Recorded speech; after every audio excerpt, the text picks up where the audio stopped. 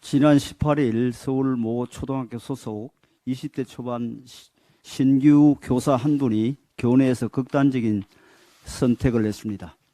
이후 이 사건이 알려지면서 19일 각종 온라인 커뮤니티를 중심으로 이 교사가 학교 폭력 업무를 담당하며 학부모의 악성 민원에 시달렸고 학부모 가족이 삼선 국회의원이라는 이야기가 퍼졌습니다. 이에 해당 학부모 찾기가 벌어진 가운데 20일 방송인 김어준 씨가 유튜브 방송에서 국민의힘 소속 삼선 의원으로 알고 있다. 대단한 파장이 있을 사안이라고 주장했습니다.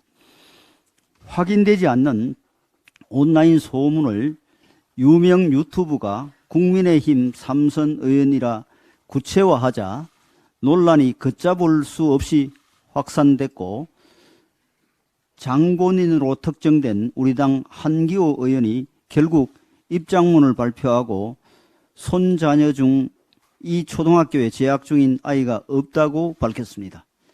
해당 초등학교 또 어제 학교장 명의의 입장문을 내고 고인의 담당 업무가 학교폭력 업무가 아니었다는 점, SNS에서 거론되고 있는 정치인 가족은 이 학급에 없다는 점 등을 발표했습니다.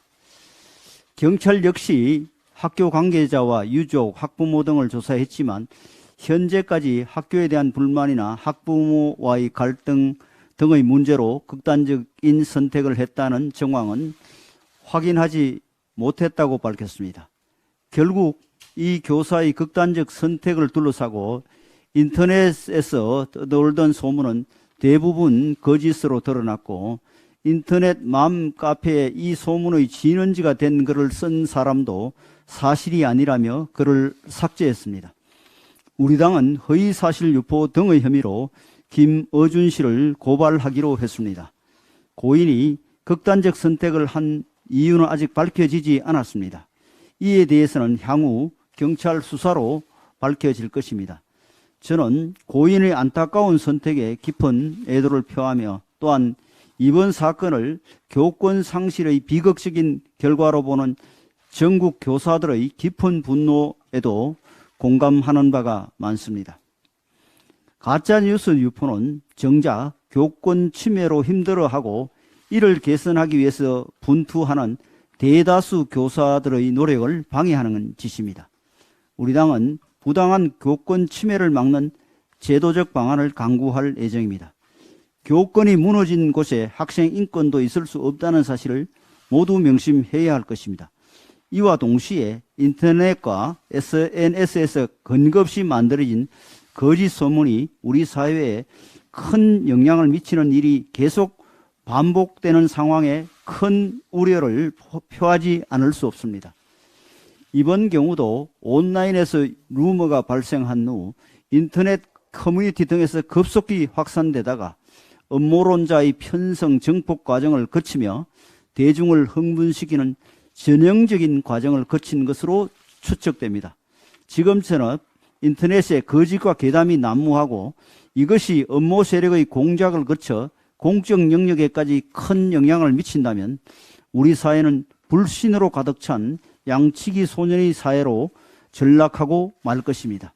그런 사회는 지속 가능하지 않습니다. 또한 이번 소문이 거짓으로 밝혀지긴 했지만 이미 한기호 의원의 명예가 큰 손상을 입었고 우리 국민의힘도 정치적 타격을 받았다는 사실을 지적하지 않을 수 없습니다.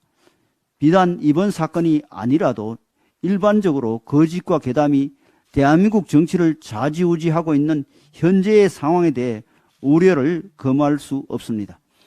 2008년 광우병 사태에서 사드 사태를 거쳐 후쿠시마 오염수 사태에 이르기까지 우리는 편향적인 유튜브, 사이비 언론, 정당이 삼각 편대를 이루며 무책임한 선동정치를 일삼는 상황을 끊임없이 봐왔습니다.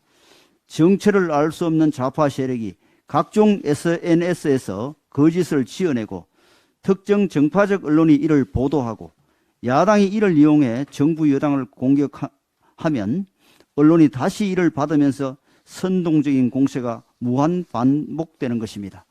특히 공영방송을 자처하고 있는 일부 방송은 이 과정에서 균형감을 잃고 중요한 고리 역할을 해왔다는 지적을 받고 있습니다. 이들의 정치적 중립성과 공정성을 확보하지 않으면 머지않아 대한민국 민주주의는 고사하고 말 것입니다. 이번 일을 계기로 우리는 인터넷과 SNS를 통해 급속히 퍼지는 거짓과 괴담이 사회적 신뢰를 무너뜨릴 뿐만 아니라 공적 의사소통을 왜곡하고 극단적인 선동정치를 유발하는 현재의 정치 상황에 대해 근본적으로 반성해야 한다고 생각합니다.